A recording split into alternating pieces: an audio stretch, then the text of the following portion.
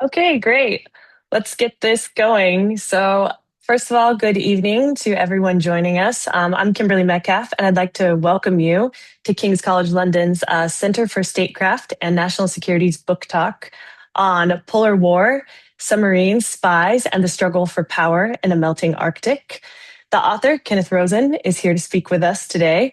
And Kenneth Rosen is a narrative journalist and a world traveler who writes deep, immersive stories that cover human impact of geopolitical issues. He has held multiple fellowships, including most recently, he was a 2025 Ira A. Lippman Fellow at Columbia University, and he's received awards for his reporting in Syria, Iraq, Malta, Ukraine, and he previously authored Troubled, The Failed Promise of America's Behavioral Treatment Programs, and Bulletproof Vest. So thank you so much, Kenneth, and welcome. Thanks, Kimberly. Just to kind of set the stage for Polar War, the first question that I'll ask you is, how did you decide to write this, and why you, and why now? Why not me? No, I'm really pleased to be welcomed by Kings. It's my one of my wife's alma maters, and I had always pined to go study there, but never could find the time. So why the Polar War? Shortly after I was covering the outset or re-outset of the war in Ukraine for Politico magazine, my editors there and I were having discussions about where else could potential conflicts crop up across the globe, places that might have seemed like they were beyond the purview or interest of the United States. We have been focused as a nation mostly on the Middle East, and then have had a shift toward operations and intelligence gathering within the Pacific, with an ascendant in China, and had largely forgotten about other parts of the world, in large part sub-Saharan Africa, and then Eastern Europe. So we were looking elsewhere around the world where there might be a potential for conflict to erupt.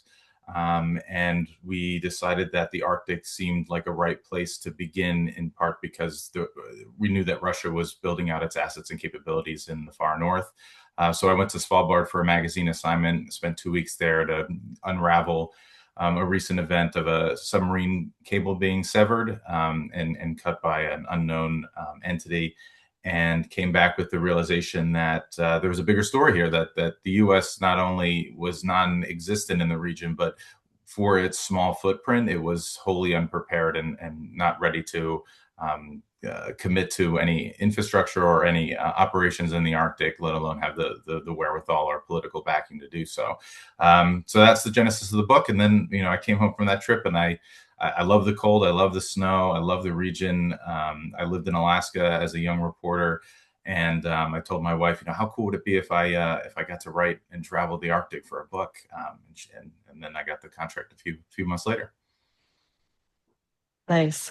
It seems like Svalbard is a pretty important part of your story and the book too. So I was wondering if you could kind of tell us why it's so special and strategic, really. Yeah. Well, it's this archipelago, a collection of islands about 800 miles north of mainland Norway. It's administered by Norway, but is by all means a demilitarized and visa-free zone. So it welcomes citizens of any country. That wasn't until recently, as Russia maintains two small settlements on one of the main islands there. And for the book, I spent time with a lot of the Western citizens who were working there and living there and seeing the politics change. Oslo had long maintained a distance from Svalbard as far as administering it goes, as far as enacting laws there and overseeing its elections and sort of letting the populace do what it willed. And then slowly after Russia's renewed offensive against Ukraine, we saw Oslo put in more effort to circumvent the laws that had been established since World War II in the Svalbard Treaty, which mandated the ability for these citizens and countries to operate there and do business there. So it became this question that I always had in the back of my mind of if there was one place in the Arctic for Russia or China to test Article 5 of NATO, whereby attack against one is attack against all. That seemed like a great place, because if there was a low threshold to entry to conflict, Svalbard's the place. I mean, there's no military units there. There's only 2,000 year-round residents. There are more polar bears on those islands than people. So would that be another place for Russia or China to assert its power and then try to creep out from there? So there's a chapter 2 in the book that focuses on Svalbard, but as you know, having read the book, it branches out from there, and the same politics and issues of power, great power competition, are prevalent throughout the far north. You mentioned the polar bears and their population, so I thought this could also be an opportunity to talk about kind of the climate dimension of your book, because I think that's obviously one of the notable threads. So could you spend a little bit of time talking about maybe the cloudberries The and cloud, climate, or the connecting all that? cloudberries, right? Yeah, yeah. Yeah. Um, for all the times that I've read the book, I always forget little parts of it when I'm talking about it. I think big picture, not like granular Yeah. subjects of the book. Yeah, I mean, Svalbard had never seen cloudberries, which is a bear that is native to the north. It had never seen it because it was always hidden under permafrost, so there was too much snow. It wouldn't give life to these types of berries. And then in the last 2 years, we've seen over the summers that these cloud bears have come back. So I use that as a way of describing that this warmth from the south is reaching northward, and the Arctic is warming 4 to 5 times faster than the rest of the planet. And I tried very hard in the book, and you could tell me if I succeeded, but by wanting to not alienate a lot of my American contemporaries by saying, climate change is coming, be afraid of the warming planet, because that's a divisive topic here in the States and I'm sure elsewhere. And I just wanted to know whether or not that you believe in climate change, your government or the governments that control your region or influence your region are believing in it and seeking to benefit from it. There's something of a lack of conversation now that I noted of discussing what do we do about climate change and more about how do we benefit from climate change. And that's what's been happening in the Arctic. And we saw that just earlier this year with President Trump discussing his desire for Greenland again, right? That's not so much an admission of expansionism as it is an admission of the realities of climate change, that things are becoming more available. And so too for the cloudberries, right? I don't think Trump is going after cloudberries in the Arctic, but No. there's a parallel there. Yeah, yeah, I thought that was a really powerful illustration, especially with the human element of the storytelling of the guy you met and delivering those cloudberries to the daughter. So I very much appreciated that. Thank you. So I wanted to ask you also some more about like your experience in the conflict zones and taking the security dimension to cover the Arctic, and just kind of asking, are there any patterns that you saw as you reported in the other conflict zones and then reporting in the Arctic that you just think are, yeah, very, very notable, that are worth kind of discussing, more broadly here? I think from my time in northern Iraq and eastern Syria and central Syria, there was always this awareness of conflict and awareness of the dangers over there, or understanding that an attack could happen presently where you stood. And that feeling of awareness, of sort of a heightened awareness, was present in the Arctic. I mean, certainly they weren't under constant physical threat, as we've seen in traditional war zones and hard power competitions where missiles and projectiles are really what are to be afraid of. But in the Arctic, there was that feeling, that heightened awareness, because of the low-key hybrid warfare, the gray zone tactics that I outline in the book, this jamming of GPS signals, these derailings of trains that occurred in the European Arctic, a sense of the people you were talking to might be seeking information to undermine your own nation, espionage and surveillance states. Certainly China and most certainly America have set up outposts in part to monitor the region, to gather intelligence on operations that are going there. And these dual use facilities, both scientific and then also for surveillance, have been worrying populations there, because for eons, this has been a region largely bound by ice, largely inaccessible to most people. And it's where they made a home. And now there's this external interest apart from the interest we saw in the 50s, 60s, and 70s in Alaska with, gas exploration, oil exploration. And so that feeling, that sort of low rumble of anxiety, of worry about your future, about being uncertain of the next week and how things might shape up, that was certainly similar throughout both my time in the Middle East and then across the Arctic. Thanks for that. Um, as far as what you saw too with the US military, um, you shared a story about I think it was Marines who went skiing So they were special shirtless. forces, as far as I know. Yeah, special forces. Oh, okay. Yeah. And I guess I just was wondering if you could kind of elaborate on not just that story, but is in general, like what was the competency of the US military and the partner forces and kind of their interoperability? Like how well did they work together? Can you kind of elaborate on that? I know it's like two questions or three, but Yeah. Well, so to the point, the question of interoperability, there's that a story in the book where I mention the U.S. Coast Guard invites on board a contingent of Norwegian Coast Guard patrolmen and women, and the CO, the commanding officer, looks over to her aide and says, "Do they speak English?" And as someone who has lived abroad for 5 years, who has worked in foreign countries for many more years, that was shocking to me to think that a partner force, a Norwegian force, this longstanding ally of ours, would somehow not have the ability to understand your language. I mean, certainly you don't understand their language. Americans yeah. aren't known for our language abilities. So that's the interoperability thing. I mean, they and with that comes that lack of offering to the partner forces that even though we couldn't share the language, we couldn't also bolster their operations. The Coast Guard vessel that I'm mentioning was oftentimes iced over and didn't have the proper necessities or equipment to be able to function in the Arctic. It lacked a helicopter for one. It couldn't aid Norwegians in search and rescue missions. And this, as an American, was what I saw across the picture that I paint of American forces, is that they lack a competency in cold weather warfare, in part because we've focused as a nation for so long in these more warm climes across the globe.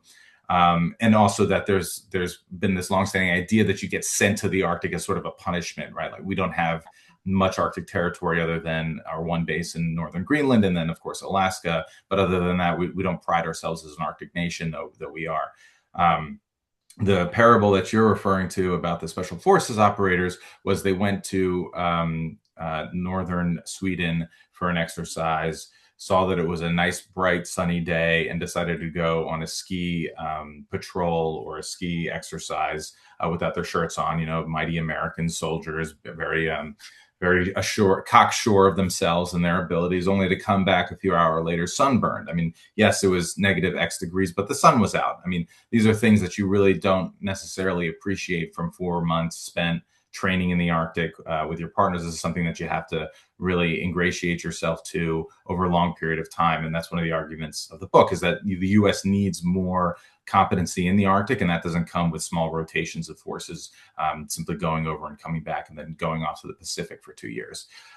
So the interoperability, back to the interoperability question, is that we as a nation weren't able to support and still aren't able to support our forces in the Arctic, our allied forces in the Arctic. And I frequently made the argument that we need to lean on Norway and Sweden and Finland for their capabilities in the Arctic, because it is their backyard and they do identify primarily as Arctic nations and Arctic fighting forces. But I think that based on what we saw earlier this year with the rhetoric coming out of the White House, and then also just even a recent report in the New York Times about the 11th Airborne, which is who I embedded with as well, we're a long ways off from becoming competent in the Arctic enough to even facilitate joint exercises that match the capabilities of our allies. Thank you. Yeah. As a former military myself, when you talked about those short rotations and the necessity to, connect with the local communities and populaces. That really resonated with me. And when you talk about the short rotations, it's really a hindrance to the institutional memory and the relationships. So, yeah, I Yeah, thought that and it's an was. identity building thing, right? I mean, if you have an identity Mhm. of just being a sort of reactionary force, then you're not going to really commit yourself to that region and that training. And the I didn't know that you were a former service member. Thank you for your service. Um, the Navy SEALs and Special Operations Command prides itself on this idea that they are supposed to be part of a community, that the community, wherever they land, should know them and that they should welcome them and be part of it. Yet, as I mentioned in the book, the SEALs were doing an exercise on St. Lawrence Island off the coast of Alaska and didn't let anyone in the region know, and then had to rely on the welcoming of those people to get out from a storm. Otherwise, they were going to get whipped away by a typhoon. So there's like this this They actually had to get sheltered, right? Sorry to interrupt, but they actually had to get sheltered by the locals, right? yeah, their So, tents got torn away and they had to go live yeah. in cabins of the locals. But there's this like dissonance that I don't think maybe Washington realizes. I don't know. Maybe the DoD recognizes it. But from what they say to what they do, there's a vast gulf there. And I don't know what it will take to bridge it, but I'm happy that the book brought up those themes that you clearly saw. Yeah. And speaking of that, about the like local population and, I guess what people who actually live there, really want, are really concerned about, I'd like to read a passage on the individual in Greenland from your book, if that's okay, and kind of talk about that. So, Greenland is not seeking to be bought, nor is it looking to be rescued. It is seeking dignity, cooperation, and respect. Nikolai, perhaps more than most I came to know across Greenland, embodies this contradiction. He is tied to Denmark, dependent on its systems, yet skeptical of its promises, and still he hopes. Greenlanders believe in a future governed not by Denmark's sameness, but by their nation's difference, the Inuit myth. And I just thought that was an incredibly powerful passage. Of paradox, right? And I was wondering if you would care to either elaborate on Nikolai or any other paradoxical characters people that you met that maybe you even didn't get to include in the book. Yeah, Nikolai's a great example, but I would also point to a trip I took out to Alaska in September of last year, which is long after the book was entering into production, and met with or stayed in a community of about 300 people on the Seward Peninsula off the Bering Sea, and was asking them generally about a mine that was opening up, but I also was curious about their take on U.S. military operations in the region. And this is a community that relies on boats to ship in goods. They rely on planes to bring in mail. They hardly have any tools other than the ones that have been there for 30 years. Power is scarce. Internet is scarce, save for Starlink. And they wondered, if the military was so keen on operating in the Arctic, about these, forward placement of personnel and potential troops, and not wanting to build out bases, which is what they always do. They build out a base in American Mhm. history. Build out a base, you stay in the base, and that's the self-defining American outpost, and it's self-sufficient. You got Yeah. a KFC, you got a Dunkin' Donuts. You don't leave the wire, right? So why weren't they, the people in this village asked, why weren't the military forward placing generators? Why weren't they putting artillery pieces or vehicles here? And while they're not here, we could use the vehicles, we could use the generators, we can maintain them, we can use them to our benefit. And then in the event of an invasion or an attack or a necessary move to bring troops out there, you've already got everything. You've got the tent set up, you've got the housing situated. You don't need to bring it with you when it's already here. And I thought that was a great way to characterize America's approach to the Arctic, is that it's a place to then go and operate in rather than continually operate in, right, on a Mhm. perpetual basis. So there is that paradox of these things that would benefit our citizens, our people, and also our national defense, but we're not doing either of them. Yeah, I really felt like there was also, I mean, you mentioned degradation a lot, and to me, it was just this lack of preparedness was something that I think you really illuminated like throughout the book. So that was also, yeah. And granted, we've been torn in different directions, right? I mean, we've been focused on other places and other things, and certainly our Mhm. political environment is not ripe for certain changes. But yeah, I mean, there's this degradation of necessary um, uh, um, assets. Like if the airstrips are falling apart, that's something that needs to be fixed. It's not something that, oh, this is a luxury. No, I mean, the planes need to land, supplies need to be brought in, but we're not even doing the bare minimum. Yeah. That leads me to another question, but actually, before I ask that, I should just say I can't see the audience, but we have a question and answer box, and I will get your questions there. So if you do have questions, please feel free to type them in, and I will respond to them and ask Kenneth. So but about the preparedness and just the basic things of like not getting the airstrip ready. I mean, I think that speaks to something else of like the US's continuous, I guess, pivots, and our attention span, right?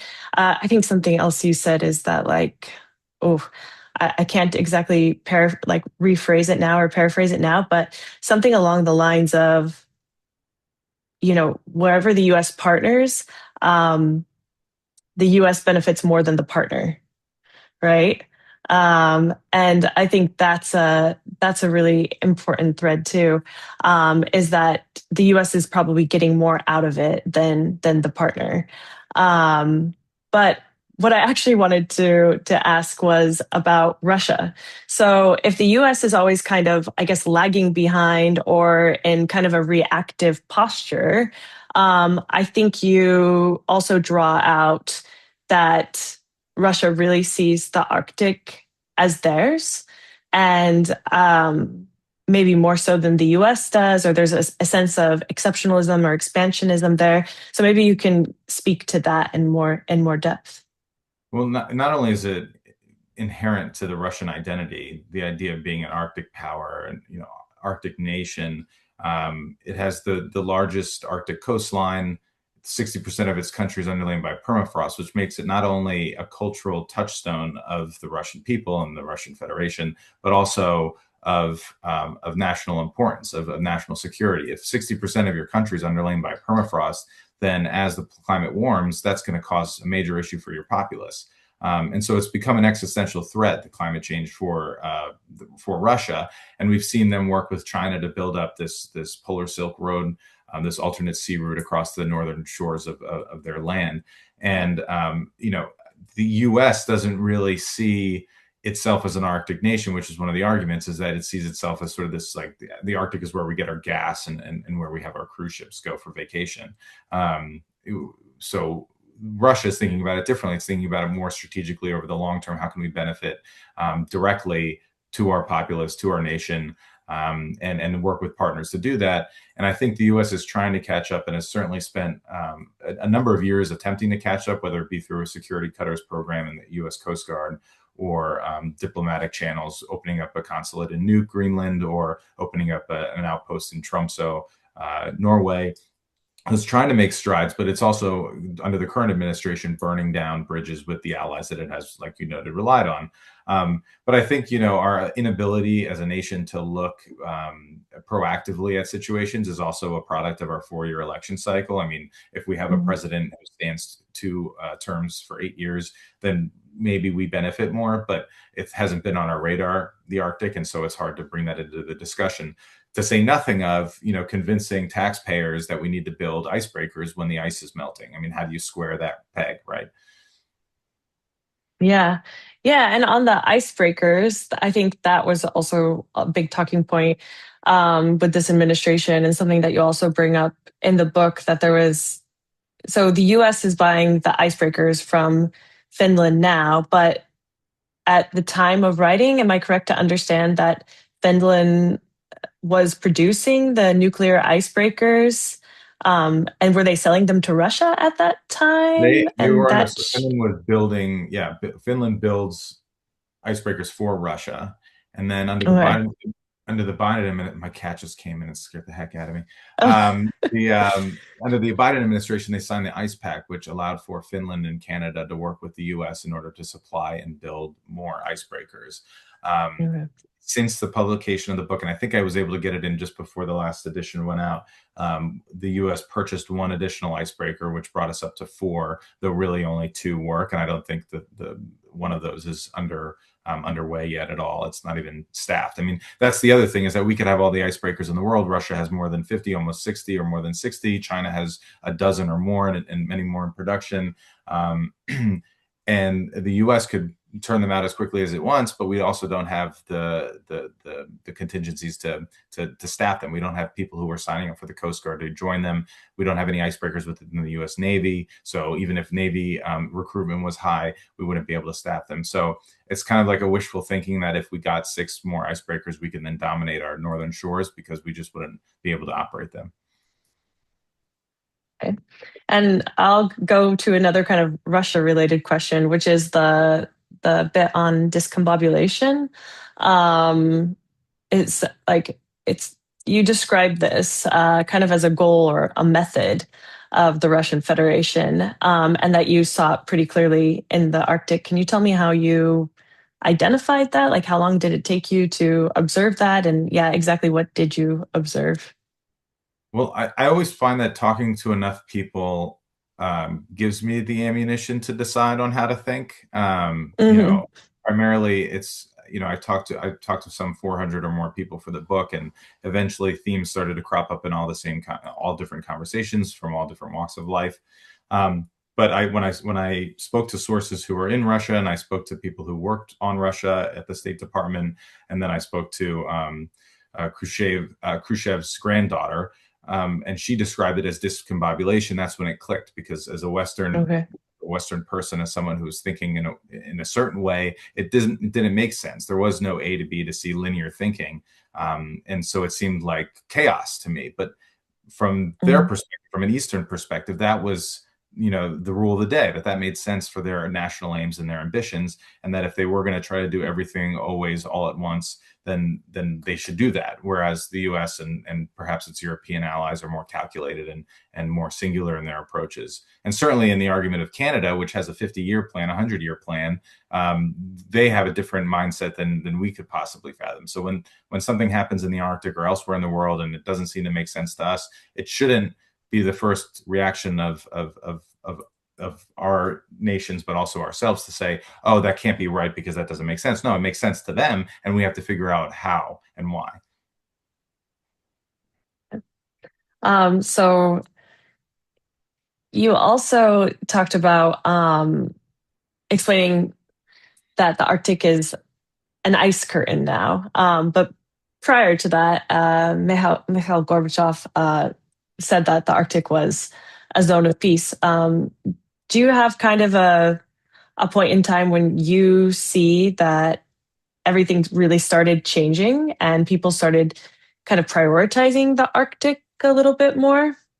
Yeah, yeah. After the fall of the Berlin Wall, things really followed Gorbachev's thinking on the region, and we see that with the Arctic Council. We see that with the myriad agreements that formed to protect the environment, to work together collaboratively on search and rescue operations and scientific climate research. But then around 2007, I note in the book a story of when Russia sent a small submersible down to the seabed underneath the North Pole, or at the North Pole in the seabed, and planted a Russian flag. And many experts and researchers who focus on the Arctic point to that as an inflection point, at which time it seemed like Russia was goading the West into saying, we're actually an Arctic nation, and we're going to go after all the resources that we can. Whereas the Western nations at the time were thinking, well, no, we're here to collaborate. And so ever since 2007, 2008, 2009, things started to Hmm. get worse and worse for the people who live there, and we saw more and more activity as the climate warmed. Okay.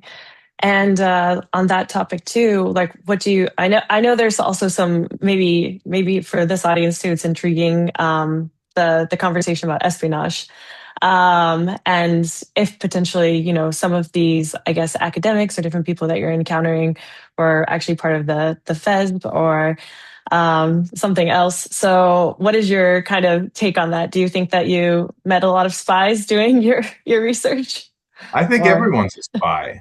I mean, it just okay? depends on who you share. Like, aren't we all, not me, but a lot of people posting videos and pictures and, updates from different places. I mean, there's a wealth of intelligence being generated for free. I always Yeah. joke, I've been detained in 3 countries, including my own. And I always Okay. joke that, of course, I'm a spy. The only difference between me and like an actual spy is that I publish everything I learn, right? And then I share that with the Yeah. world. You're an open Um, source spy. yeah, I'm an open source spy. That's right. But there was always a question of, given the climate and the political tensions in the region, when you had outsiders coming in, there was always a concern, especially in Finland and Norway, about what the intentions of those people were, with Russians crossing in seeking asylum, with myriad people, migrants and asylum seekers crossing into the border during wartime. There was always a question of the motives of those people, and I think for a small collective body, which I found to be the Arctic, there's about 4 million people who live above the Arctic Circle, but I felt like it was a very tight knit community. For anyone coming in outside there, under this tempo, under this political climate, there was always a question of whether or not you were operating for another nation state. And then in the book, I mentioned the story of one scientist who came from Canada to work in Norway for the Gray Zone Project, which Hmm. was a project Hmm. at University of Tromsø, looking at this very thing, spy activity and surveillance activities, and everything falling just below the threshold of outright war. And turned out that he ended up working for he was an agent with the FSB, and was traded in the largest prisoner swap since the Cold War, along with Evan Grishkovich, the Wall Street Journal reporter. Hmm. So, I mean, there was a lot of this activity going on. I think many people were looking for it, in part because it was this climate. Yeah. There is also an interesting story about, I think, Maxime, who left from the Russian side and actually took a boat right over to Alaska to seek asylum. Can you tell us a little bit about what you know of his journey? Yeah, I mean, it's better written in the book, so I encourage everyone to go buy the book. Um, Yes. yeah, so Maxim and Sergei were 2 Russians who lived up in the Chukotka region of Russia, which is about 50 miles from the mainland of Alaska, across the international date line. And during the typhoon that swept up the Navy SEALs, they actually took a small boat and crossed over to the U.S. and landed on St. Lawrence Island in Alaska. And according to my sources, they didn't end up meeting the Navy, even though the Navy SEALs and the Coast Guard were out there at the same time. They didn't end up Okay. interdicting this small boat, which is crazy to me. But what do I know? Um, and so they ended up seeking asylum and moved to Seattle. But I never felt like they were spies. They just seemed like people, good, solid Right. workers who were trying to escape the draft and was Hmm. seeking their life. Unfortunately, if you read the end notes, you'll find out what ended up happening to at least Maxine. Okay.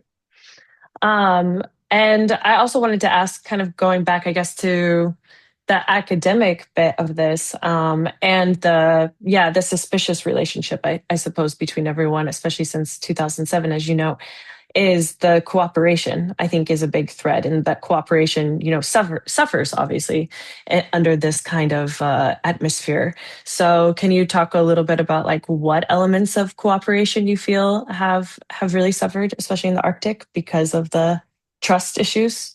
Yeah. Yeah, I mean, Russia is this huge part of the Arctic. It's the by far the largest stakeholder by geography, by population. It's got the largest Arctic city with 230,000 people living in Murmansk. Um, and without the scientific cooperation, which we had up until the renewed tensions in Ukraine, we are, as a global society, missing out on the data that could be extrapolated from the changing climate in Russia. I mean, as the permafrost thaws, then more carbon is released into the atmosphere, and we're not really sure how that's going to impact the rest of the world if we don't have the scientific cooperation between our nation and Russia. Certainly, they're not coordinating within the Arctic Council anymore, so there's another component of cooperation that's lost. And what I document in the book is the ways in which scientists are now sort of weaponizing some of their data. Certainly, Russia has done this for a long time, but in the U.S., they're delaying the release of data so that Russia might not be benefiting from up-to-date data that they're producing, open source data that's shared online. And then from without cooperation, there's only competition. And Mhm. there were opportunities for some researchers to go to Russia and work with Russian scientists, but there's one story of a university professor who was then let go from the university that he worked at in Finland because of having gone to Russia, because of sanctions. Mm, Precluded him from being able to work there, but he went anyway in hopes of wow. generating this cooperation. So, it's a real loss, and I certainly felt it, knowing that these climate scientists had spent their whole lives trying to determine what the planet's going to look like in 5, 10, 20 years, and needing and relying on their Russian counterparts to do so, and now not having access to them at all. Yeah. Yeah. Um, Switching gears away from Russia for a minute, but we'll come back to Russia for any of those that are worried. You talk about going your time in Iceland and some stories from there about the and just the I guess really frigid waters and just how incredibly dangerous it is. And I think it was in Reykjavik where you talked about the 1-10-1 rule. Did Mm-hmm. I get that right? Yeah. And if you can just maybe kind of elaborate on what it is really like to be in kind of that cold of water, and Well, I've yeah, only ever why been you in included that? I've only ever been in cold water because of in what they call survival suits. That's so I Okay. was somewhat protected.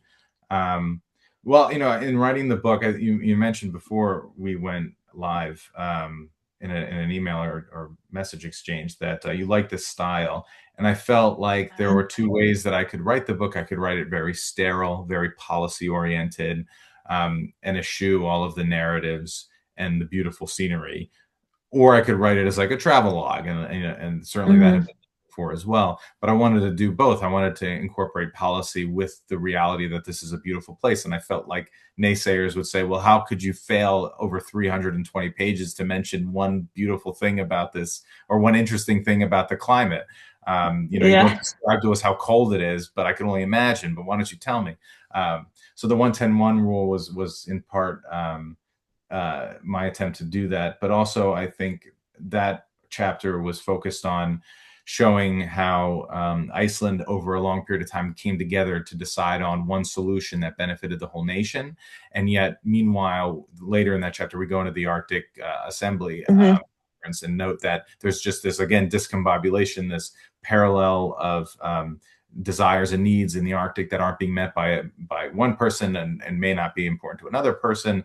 I was dismayed to see the lack of cooperation, even at like a track 2 level of Yeah. discourse.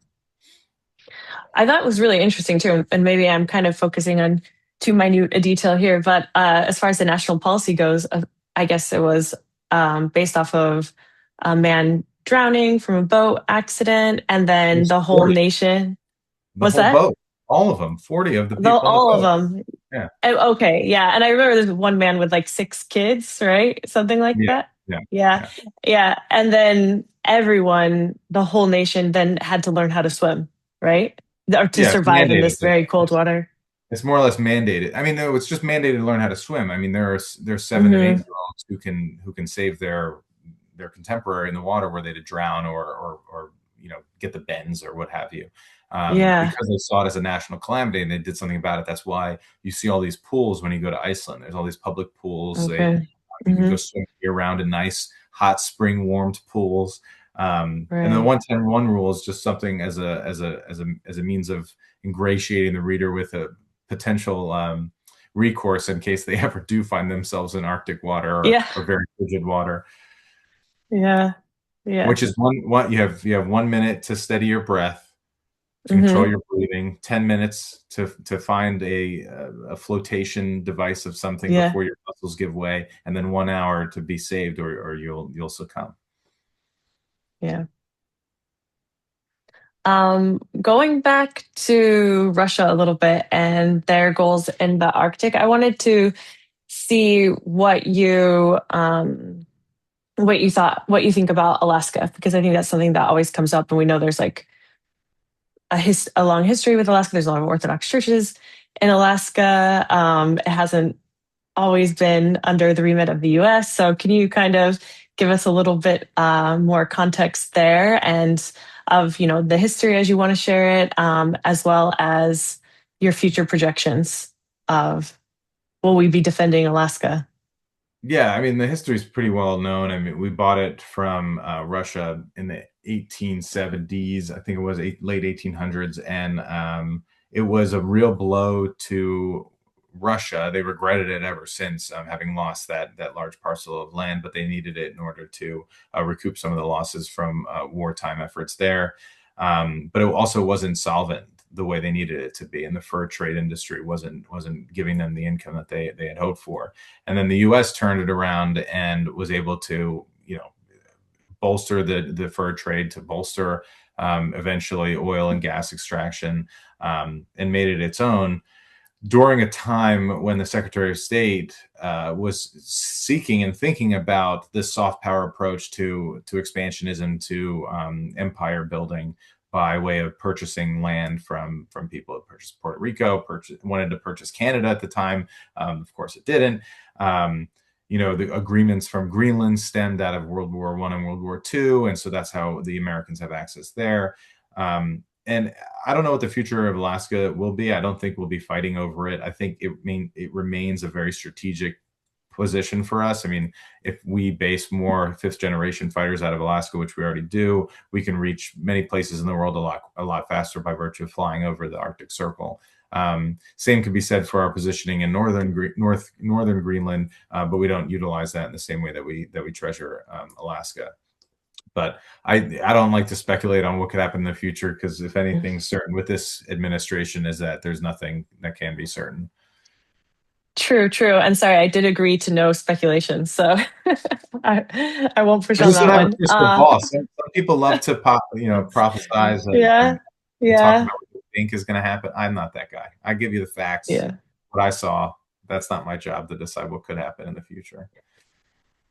Well, I think this is a good also entry point to discussing something that also was very, I think, kind of touching for me to read about was the chapter on Arctic angels and talking about, yeah, the mental health support. And I mean, it was like a grim chapter that you described, but if you could also kind of tell, yeah, our audience a little bit about, yeah, about what you saw on the, yeah, I guess the morgue. It was a morgue you were at and connecting with people there, and also the mental health dimension. Yeah. Yeah, I mean, there's this preconceived notion of the Arctic as a place where you have mental health issues, and alcoholism is rampant, which it is. And I realized halfway through writing the book that I hadn't addressed it yet, but that it dovetailed very nicely with the issues faced by the 11th Airborne, which is the U.S.'s primary Arctic force. And they had tried to reflag it and rebrand it as this Arctic fighting force, the Arctic Angels, in part to facilitate an idealized version of the fighting force, to engender within those soldiers this notion of permanence and fortitude within the Arctic, that they own this region. But it didn't help overcome some of the real mental health issues that do occur in the north. The long dark days, or the sun throughout the summer months might seem like a blessing, but it's in fact very difficult to go to sleep at night when the sun is up, and it Mm, messes with your whole mm-hmm. internal clock and your circadian rhythms, and it's very hard on people. So there were a slew of suicides within that division of soldiers. And there were programs that were enacted in an effort to try to keep those suicides from occurring. But even during my reporting, 2-3 years after those programs began, we saw more and more suicides occurring, even when I was there at the morgue in Anchorage, meeting up with an old friend from my Alaskan days. Mm. Yeah, yeah, that was a yeah very yeah, like I said, very grim, but also very moving. About you discussed yeah, the gentleman who kind of left the military to pursue a mental health counseling career, and really kind of give back, I guess, to the troops, to the resiliency there. So Yeah, yeah. and his ethos and his work, along with the Rand Corporation, who was conducting the studies with him, to develop this program to um, teach NCOs how to engender that identity and that fortitude within their fighting forces. And it was a new program. It's still a fairly new program, but they're hopeful that they can find a solution to keeping these soldiers fit both mentally and physically for the long term, not just for a single tour or 2-year stint in Alaska before they go to Fort Benning or somewhere warmer. Mhm. Okay. Well, at the end of your book, you describe your policy suggestions, recommendations, right, of what action can be taken. My question is, has any action been taken based off of your recommendations, or just, I guess, coincidentally or intentionally? And maybe you can highlight what you still really think needs to be done in the Arctic as our final question. Yeah. It came out in January. It's now May. We haven't seen any changes. Okay. I don't anticipate. The Congressional Research Agency has often cited the work that I've done as for their research papers and for what they share with Congress. But given the current administration, given our entanglement in Iran, given our entanglement in Venezuela, given our entanglement with our allies over Greenland and just the transatlantic partnership writ large, I think the Arctic will remain, at least for the foreseeable future, in the back burner of many people's minds. But the midterms are coming up, and we'll see what happens as far as the changing hand in Congress and the House, and maybe then there will be more of an effort to really put America back to where it was as a competent force in the Arctic. Yeah, absolutely. And given that our audience might be largely from the UK, do you have any assessments on their performance in the Arctic or their relationships there? I mean, what is their kind of posturing dimension there? Sorry, I know I said the last one was the last question, but I No, think no, no. this is important too. The UK has been a laggard as well in the Arctic, but it has for years. I mean, the House of Lords has been bringing attention to the Arctic primarily because there's a submarine travel lane, the Greenland, Iceland, UK gap, that is sort of that is this Hmm. waterway that is of great concern to the UK and Scotland, um, uh, and it has primarily relied on the U.S. and its abilities in Iceland. For many years we had forces in Keflavik at the airport there, but have not had many forces there after the last Trump presidency. But we now do have submarines that go and fuel in Iceland, but there's just no surveillance in that region, and so it's important for the UK to be able to have a discussion about cooperating with more allies to build up the surveillance capabilities in that region, in that gap, if only just to patrol the waters more effectively, even with passive surveillance technologies on the seabed floor, to be able to have an eye on the region, and maybe for this administration show a sign of support, a sign of a sign of helping not secure Greenland, but helping to ensure the sovereignty and safety of the Arctic for the benefit of the U.S. Marketing in that way, but also protecting its own citizens. I hope it's okay that I keep asking questions because actually we have 10 more minutes, and I feel like every time I answer one, I just go back to another one that I had. And when you just talked about the sensors, and what can be done, something that relates to, I feel like, is also how you talked, or how you wrote about um, the ever changing boundaries and borders of the Arctic. So could you kind of, yeah, give our audience a little bit of a glimpse of what you mean there? Are the borders always really changing between the countries of the Arctic, and are the maps always really changing?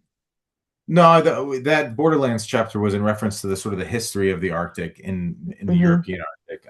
This notion that land that's shared with Russia, Finland, Norway has long changed hands and was largely nomadic for many centuries until recently, and then a lot of the political problems that we see now, a lot of issues with indigenous cultures and indigenous sovereignty, is arising from these historical transience that has now been Hmm. secluded within borders. Um, as far as the sensors go, though, I think that's really interesting because the technologies that we have can facilitate some of the surveillance that we lack, but we just simply don't care much for the Arctic. Um, yeah. You feel like Okay, so building off what you've just said, we just don't care about the Arctic. So do you feel like that is still the your strongest kind of sentiment observation is that it's just this place that people really aren't investing in? I think they're And investing in it.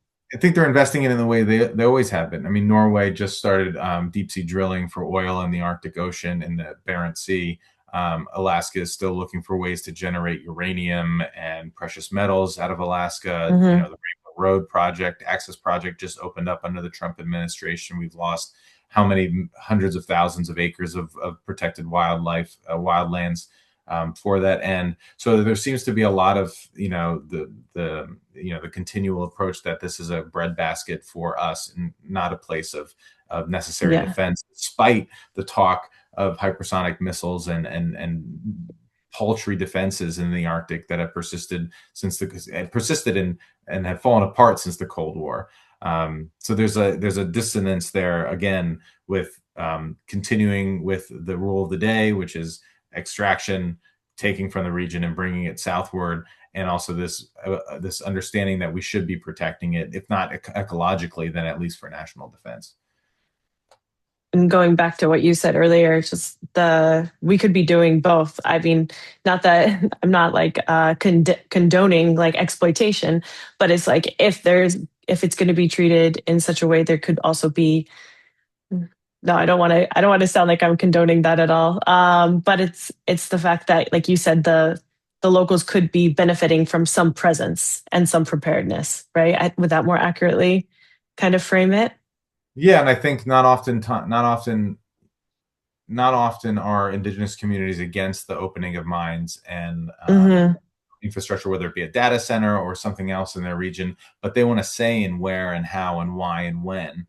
And that just Hmm. isn't always what happens. They sort of get sidelined. And certainly the people of the North Slope have benefited greatly from the oil that they found under their land, but that's not the case everywhere. And their voices aren't really shared or heard when it comes to discussing these projects and these larger initiatives for infrastructure. How do you think those voices could be brought more into the conversation in a more meaningful way?